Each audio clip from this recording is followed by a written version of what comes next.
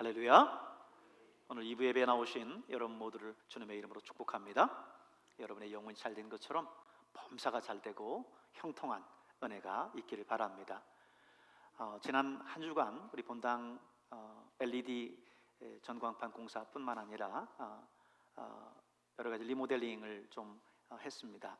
전면에 우리 빔 프로젝트 스크린이 있었던 자리들을 좀 보강하고, 그리고 LED 공사를 하고, 또 중층이 이제 음향이 좀 부족해서 중층에 음향과 그리고 TV를 달았어요. 그래서 중층에서 예배드리는 분들은 조금 아래층 이 LED 디스플레이를 보기 힘들어요. 우리 교회가 이 고가 좀 낮기 때문에 중층에서 보시는 분들은 현재 설치한 LED가 썩 잘 보이지는 않을 겁니다. 그렇기 때문에 LED에 설치한 이 효과를 10분 누리기 위해서는 아래층은 내려오셔서 본당에서 예배 드리면 될 것 같습니다. 어쨌든 이 LED가 우리가 하나님 앞에 예배 드리는데, 하나님 말씀에 집중하는데 크게 유익하게 작용하리라고 믿습니다. 유명한 무신론 철학자였었던 잉거솔이라고 하는 사람이 한참 무신론 강의를 했습니다. 강연 도중에 갑자기 시계를 풀더니만 소위 신에 대해서 당돌한 도전장을 냈어요. 하나님, 내가 당신에게 5분의 시간을 주겠습니다. 5분 동안 내가 하나님을 정말 신랄하게 저주할 건데, 정말 당신이 살아계시다고 한다면 저를 저주하시고 벌하십시오. 이렇게 이야기를 했어요. 그리고 5분 동안 정말 입에 담을 수 없는 저주로 하나님을 모독했습니다. 근데 5분이 지났음에도 불구하고 아무런 일들이 일어나지 않았어요. 그러니까 그는 더욱 소리를 높여서 이야기하기를, 거보십시오. 여러분, 이만하면 신이 존재하지 않는다라고 하는 그 사실을 충분히 입증하지 않았습니까? 이야기를 했어요. 그때 저 뒤편에 한 노인이 터벅터벅 걸어오면서 이런 이야기를 합니다. 당신은 오늘 신이 존재하지 않는다라고 하는 사실을 증명한 게 아니라 당신이 신과 아무런 상관이 없다라고 하는 것을 증명한 겁니다. 왜냐하면 내가 섬기는 하나님은 내가 그분을 거스를 때 그분은 나를 책망하셨고 나를 징계하셨습니다. 왜냐하면 나는 그분이 그냥 내버려 둘 수 없는 그분의 자녀이기 때문입니다. 오늘 당신은 지금 신이 침묵했다고 하지만 당신에 대한 신의 침묵은 당신이 철저히 하나님에게 버림받은 존재라고 하는 것을 증명했을 뿐입니다. 여러분, 이 노인의 대답은요, 정말 성경적인 대답입니다. 왜냐하면 하나님을 불신하는 사람들을 향해서 하나님이 심판하시는 방법 중 하나가 바로 내버려 두는 거예요. 내버려 두는 겁니다. 오늘 본문 24절을 같이 한번 보실까요? 24절을 보면, 그러므로 하나님께서 그들을 마음의 정욕대로 더러움에 내버려 두사 그들의 몸을 서로 욕되게 하게 하셨으니, 여기 내버려 두사라고 하는 말이 있죠. 26절에도 똑같은 표현이 반복됩니다. 이 때문에 하나님께서 그들을 부끄러운 욕심에 내버려 두셨으니, 똑같이 등장하죠. 28절도 보세요. 또한 그들이 마음에 하나님 두기를 싫어하며 하나님께서 그들을 그 상실한 마음대로 내버려 두사, 반복해서 말씀하고 있습니다. 여러분, 만일 여러분 옆집 사는 아이가 나쁜 일 하는 걸 봤어요. 그래서 가서 그 아이를 꾸중합니다. 그런데 그 아이를 꾸중하고 그 아이의 잘못된 점을 바로잡는 데는 아무래도 한계가 있어요. 왜냐하면 내 자식이 아니기 때문이에요. 내 자식이 잘못하면 어떻게 하겠는데, 내 자식도 아닌데 이놈을 손댈 수 있기를 하나, 또 강하게 얘기를 할 수 있기를 하나. 요즘에는 지나가다 담배 피는 학생들이 있으면 가서 그 학생들한테 나무라지도 못하잖아요. 그런 시기입니다. 그런데 만일 내 자식이라고 생각해 보세요. 그냥 둘 수 없어요. 타이르기도 하고 혼내기도 하고, 말을 안 들으면 매를 들어서라도 고치려고 하겠죠. 물론 정말 부모 말들도 안 듣는 그런 정말 후레자식들도 있어요. 그럴 때에는 정말 희망이 없다 생각할 때는 부모도 어떻게 해요? 내버려 두는 겁니다. 그래, 네 마음대로 한번 살아봐. 네 마음대로 한번 살아봐 하고 내버려 두는 겁니다. 근데요, 여러분, 이것이 바로 가장 무서운 징계예요. 가장 무서운 징계예요. 오늘 본문에는 하나님 없이 살아가는 사람들, 다시 말해서 이방인들의 죄악상을 고발하고 있습니다. 그들에 대한 하나님의 심판, 그거는 그들을 그대로 버려두는 겁니다. 아니, 목사님, 로마서는 복음의 책 아닙니까? 어떻게 이 복음의 책에 그런 말을 담을 수 있습니까? 이야기할 수 있겠지만 복음은 분명히 구원을 담고 있습니다. 그런데 구원을 이야기하기에 앞서서 뭐가 필요해요? 나는 구원을 필요로 할 수밖에 없는, 철저히 타락하고 멸망받을 수밖에 없는 존재다라고 하는 실상을 깨달아야 되는 거예요. 그래야 복음 앞에 나오게 되어 있어요. 여러분, 병원에 갔을 때 여러분의 병세가 어떤지 의사가 설명을 하죠.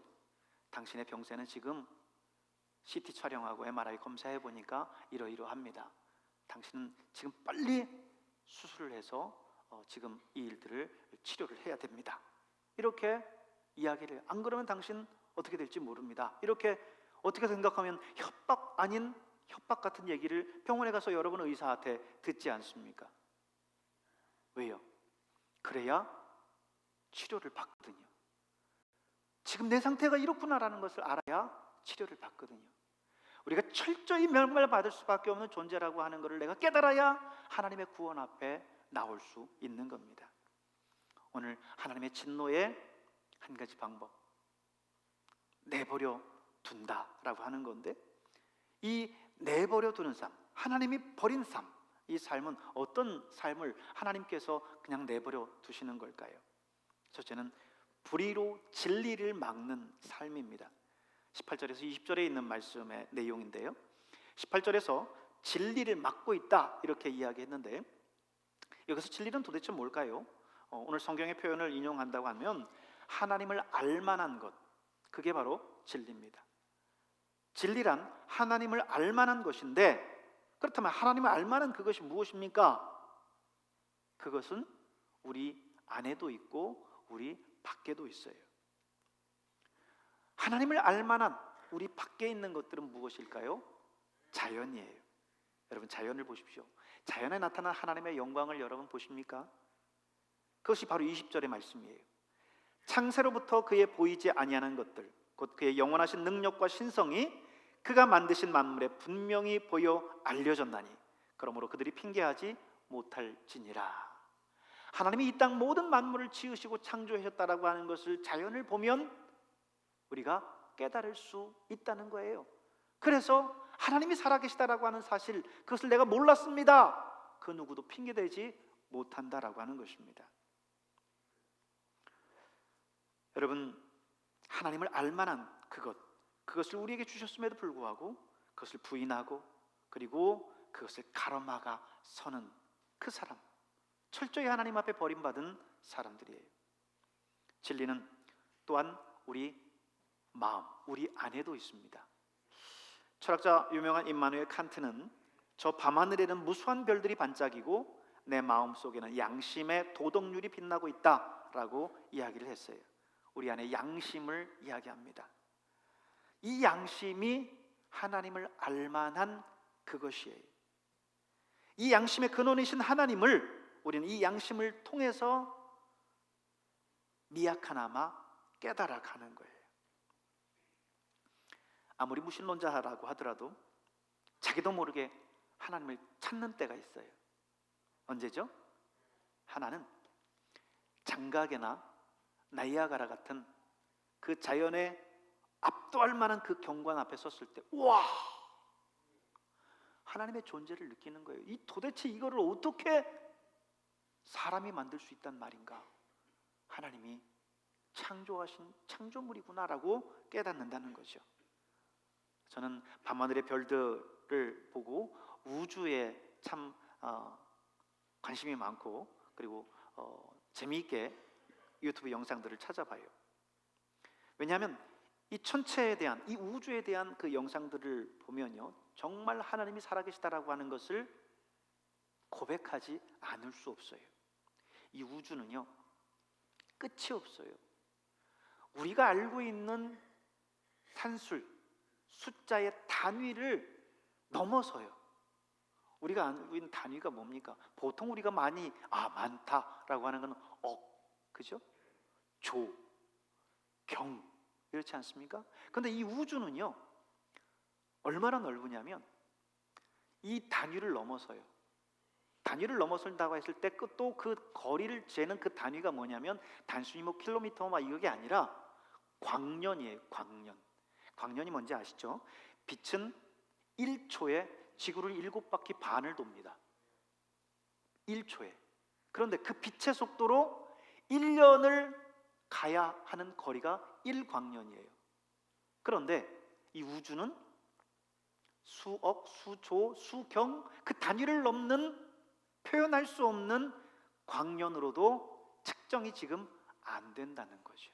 그렇다면 도대체 이거를 누가, 인간이 만들 수 있습니까? 자연적으로 이게 생길 수 있습니까? 이 엄청난 우주 앞에 하나님이 살아계시다라는 것을 고백할 수밖에 없게 돼요. 그걸 통해서 우리는 하나님을 알만한 그것을 얻게 되는 거죠. 그리고 또 하나는, 우리는 급작스러운 위기 상황들을 만났을 때 어떻게 해요? 어이구 하나님 하고는 나도 모르게 하나님을 찾습니다. 우리 안에 신적인 존재, 절대자이신 하나님, 그 하나님이 계시다라고 하는 것을 우리가 내 양심에서 지금 알고 있기 때문에 그런 거죠. 그러나 이런 진리에도 불구하고 불의로서 그 진리를 막아서고 있다는 거죠. 그것을 부인하고 부정하고 하나님을 모독하고 그리고 경건하지 않게 이 땅을 살아가는 그 사람, 이런 놀라운 부인할 수 없는 사실 앞에서도 그것을 부인하며 살아가는 사람들, 하나님이 내버려 두신다는 거예요. 둘째는 우상을 숭배하는 삶입니다. 21절에서 23절의 말씀인데요, 종교의 발전을 말하는 그 사람들 가운데 자유주의적인 관점에서 이야기하는 사람들의 말을 들어보면 인간은 본래 자연을 숭배했다는 거예요. 소위 토테미즘이나 애니미즘이라고 이렇게 말하죠. 그런데 그 개념들이 점차 발전하면서 신들, 잡신들을 이야기하죠. 여러 신들을 섬기게 됐고, 그 다음에 인간의 지성이 성숙하고 발전하면서 비로소 유일신이신 하나님을 섬기는 고등 종교로 발전하게 됐다는 거예요. 그러나 여러분, 사실 성경은 그 정반대의 말씀을 합니다. 인간은 원래 유일신이신 하나님을 섬겼어요. 에덴에서 아담과 하와는 그 유일신이신 하나님과 영광스러운 교제 속에서 살았습니다. 그런데 죄가 들어오고 인간이 타락하면서 인간은 다신론에 빠지고 다양한 신들을, 잡신들을 섬기게 되었고, 또 계속해서 타락하면서 더 저급한 것들을 신으로, 우상으로 섬기게 됐습니다. 그게 오늘 본문에서 말씀하고 있는 바 23절에 있는 말씀이에요. 같이 한번 읽겠습니다. 시작. 썩어지지 아니하는 하나님의 영광을 썩어질 사람과 새와 짐승과 기어다니는 동물 모양의 우상으로 바꾸었느니라. 영광스러운 하나님이 있어야 될 그 자리, 그 자리에 썩어질 사람을 앉혀놓고, 그리고 짐승을 앉혀놓고, 심지어는 버러지와 같은 그런 존재를 섬긴다라고 하는 거예요. 신을 섬기는 사람들을 보면 참 뱀도 섬기고 쥐도 섬기고 그리고 뭐 곤충들도 섬기고 그런 것들을 여러분 보지 않습니까? 타락한 인간의 모습이에요. 계몽주의 시대를 지나면서 인간은 문화가 발전하거나 과학이 발전하면 인간은 신을 섬기지 않을 거라고 생각을 했어요. 미신을 버리고 또 우상숭배도 다 사라질 거라고 생각했어요. 근데 여러분 어때요? 지금처럼 과학이 발전한 이 시대 속에 얼마나 많은 잡신들이 있습니까? 그리고 무당집들이 얼마나 많이 있습니까? 도시로 가면 도시에 더 많아요. 그런 것을 보면 과학이 발달할수록, 문명이 발달할수록 신을 섬기지 않는다? 아니에요. 여러분 혹 뉴에이지라는 말을 들어봤습니까? 뉴에이지 무브먼트라고 표현을 하는데 우리 시대의 문화를 타고 급속히 번지고 있습니다. 이 운동의 본질은 뭐냐면 사실은 미신이에요. 그것을 과학의 이름으로, 문화의 이름으로 옷을 입히고 미화시켰을 뿐이에요. 점 치러 간다, 무당집에 점 보러 간다, 그러면 우리는 아이고 그러지만 젊은 세대들 보십시오. 도시에 가서 타로 하지 않습니까? 타로점을 치잖아요. 그 문화, 그 시대를 옷 입고 자연스럽게 우리 속에 스며들고 있습니다. 심각한 우상에 빠지게 하고 있어요. 여러분, 루이스 볼쿰은 인간은 치료할 수 없을 정도로 종교적인 존재다 이렇게 이야기했습니다. 다시 말해서 천성적으로 인간은 종교적인 존재라는 거예요. 그래서 인간은 하나님을 떠나면요, 그 하나님이 계셨던 그 빈자리에 무언가를 채워야 돼요. 그래서 우상을 채우고 사상을 채우고 갖가지 가짜를 가져다 놓아야 그나마 마음의 안정을 찾는 겁니다. 일종의 하나님의 대용품들입니다. 엄격히 말해서 이 세상에는요, 무신론자는 없어요. 왜요? 무언가를 섬기고 있거든요. 사상을 섬기든 심지어는 자기 자신을 섬기든 무언가를 섬기고 있습니다. 이게 바로 이 시대의 우상 숭배의 모습이에요. 하나님을 무시하고 그렇게 우상을 섬기는 사람들, 하나님께서 내버려 두시는다는 거예요. 세 번째는 정욕에 따라 살아가는 삶입니다. 24절에서 27절의 말씀입니다. 여기에 보면 도스토옙스키라고 하는 사람의 그 유명한 말을 생각나게 하는데, 만약 신이 참으로 존재하지 않는다고 사람들이 확신만 한다면 사람들은 못할 일이 없다 그랬습니다. 여러분, 이 말이 굉장히 무서운 말이에요. 사람들이 악을 저지를 때에 그래도 멈칫 하는 이유는 그래도 혹시 이러다가 내가 천벌받는 거 아닌가? 라고 하는 그런 두려움들이 있기 때문에 주저하는 거예요. 그런데 신이 없다라고 확신할 때, 그는 악을 행하는 데 있어서 결코 주저하지를 않습니다. 그렇기 때문에 무서운 거예요. 여러분, 사람이 타락하면서 제일 먼저 타락하는 분야가 어느 분야냐면 성적인 분야입니다. 그 이유는 사실 이 성이라고 하는 것은 하나님께서 우리에게 주신 가장 아름다운 것 가운데 하나거든요. 그런데 사단은 항상 하나님의 진리를 뒤틀어놔요. 그래서 이 성을 아주 저속한 걸로 바꾸어 놨습니다. 그 절정에 이른 것이 바로 동성애예요. 이성을 경험하는 것으로 만족하지 못하고 동성을 찾습니다. 바울이 이 편지를 기록했었던 당시 로마 시대만 해도요, 이 동성애가 상당히 빈번했습니다. 그래서 26절에서 27절에 있는 말씀을 통해서 보면 그 내용들을 분명하게 알 수 있어요. 26, 27절 같이 읽겠습니다.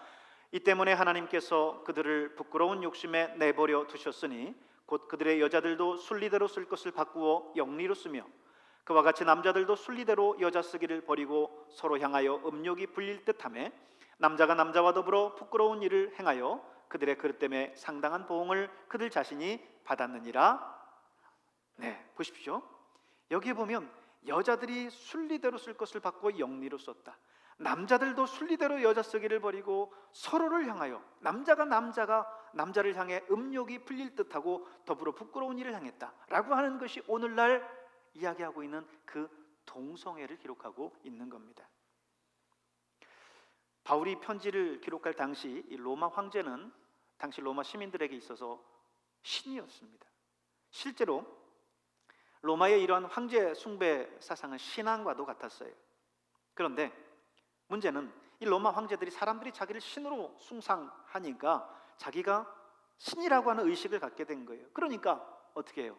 못할 일이 없는 거죠. 그 어떤 것도 거리낌이 없는 겁니다. 그러니까 수많은 여인들을 자기의 성적 대상으로 삼기 시작합니다. 그러다가 또 그것도 만족하지 못하니까 마침내는 동성을 자기의 사랑의 대상으로 삼아요. 흥미로운 거는요, 역사를 보면 로마 황제 15명 중에 14명이 동성애자였다는 기록이 있습니다. 또 그 당시 로마 황제를 이 신으로 만들었었던 이 작업을 한 사람들이 당시 로마의 철학자들이었는데 일종의 어용 철학자들이죠. 그들 대부분 또한 동성애자였다는 겁니다. 바울은 이 사실을 지금 신랄하게 고발하고 있어요. 그래서 그들이 어떻게 됐어요? 그 당시에 이미 그 대가를 지불했습니다. 27절 마지막 부분을 보십시오. 그들의 그릇 때문에 상당한 보응을 그들 자신이 받았느니라 그럽니다. 어떤 보응을 받았을까요? 역사를 보면요, 로마의 역사학자 타키투스가 말하기를 로마 황제의 최대 고민이 뭐였느냐? 성병철이었다는 거예요. 성병철이었다는 겁니다. 여러분 이탈리 폼페이에 가면 폼페이가 당시 멸망했었던 그 멸망의 원인이 어디 있었는가를 그냥 설명하지 않아도 알 수 있을 만큼 정말 그런 성적으로 타락한 모습들이 이게 모든 문화 속에서 조형물이나 모든 걸 통해서 이제 느끼게 된다는 겁니다. 여러분 이것이 지나간 단순한 로마의 비극에 불과할까요? 저와 여러분이 지금 살고 있는 이 현 시대는 어떻습니까? 신학자인 칼 헬리 박사는 이런 말을 했어요. 오늘 이 시대를 지배하는 가장 영향력 있는 철학이 있다면 그 철학의 사조는 무엇일까? 그것은 아마도 상대주의일 것이다. 여러분 이 상대주의가 뭐냐면요, 아무것도 절대적인 것은 없다는 거예요. 모든 것이 상대적이다라는 거예요.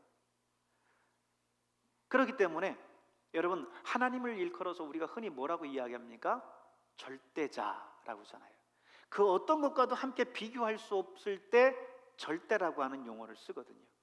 그런데 이 시대는 어떤 시대라고요? 상대주의가 만연한 시대라는 겁니다. 그러다 보니 이 절대주의를 인정하지 않고 그리고 절대자이신 하나님을 인정하지 않는 거예요. 유일신이신 그 하나님을 부정하는 무신론의 시대를 지금 살아가고 있는 겁니다. 이렇게 이 모든 것들을 우상으로 섬기면서 살아가는 이 시대의 이 사람들, 그들의 삶을 하나님은 내버려 두신다는 거예요. 네 번째로는 부도덕한 삶입니다. 28절에 32절에 있는 내용을 보십시오. 거기에 보면 29절에 특별히 모든 불의라는 말이 나옵니다. 이건 사람과 사람 사이에 함께 살아갈 때 행하는 어떤 그릇된 자세나 행동을 말합니다. 또 이어서 이어지는 내용들을 보면 추악, 탐욕, 악의 시기, 살인, 분쟁, 사기, 악독, 수군수군, 비방, 하나님을 미워하고 능욕, 교만하고 자랑, 악을 도모하고 부모를 거역하고 우매하고 배약하고 무정하고 무자비한 이런 내용들, 사람과 사람 사이에서 있어서는 안 되는 그런 내용들, 이 부도덕한 삶들을 이야기를 합니다. 근데 여러분 이 모든 것들이 그냥 단순한 도덕적인 문제라고만 치부해서는 안 됩니다. 왜냐하면 그들이 이 모든 불의에 빠지게 된 원인이 어디 있었느냐? 바로 영적인 데 있었다라고 하는 거예요. 경건치 않은 삶의 모습을 통해서 하나님을 인정하지 않고 하나님을 부정하는 데서 비롯됐다라고 하는 겁니다.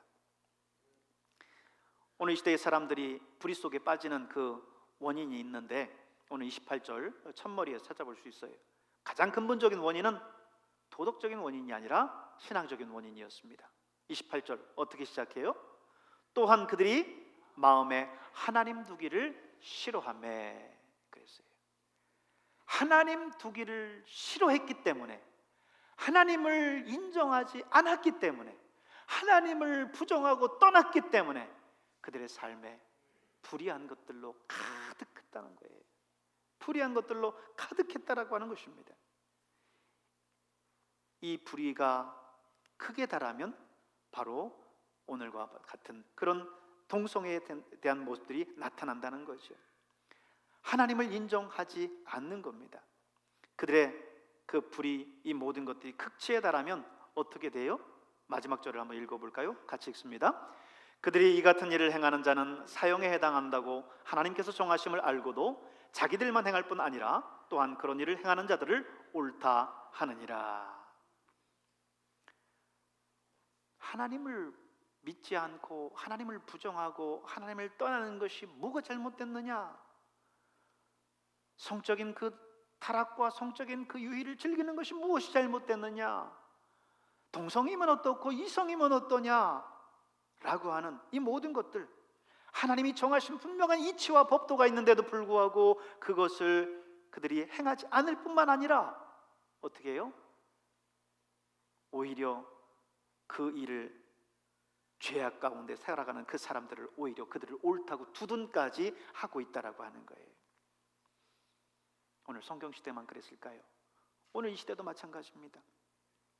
사람들은 이러한 이 사회의 개인의 부도덕한 이 문제를 해결하기 위해서 도덕적인 그런 개혁운동이나 사회적인 개혁운동을 하면 뭔가 될 거라고 생각을 했어요.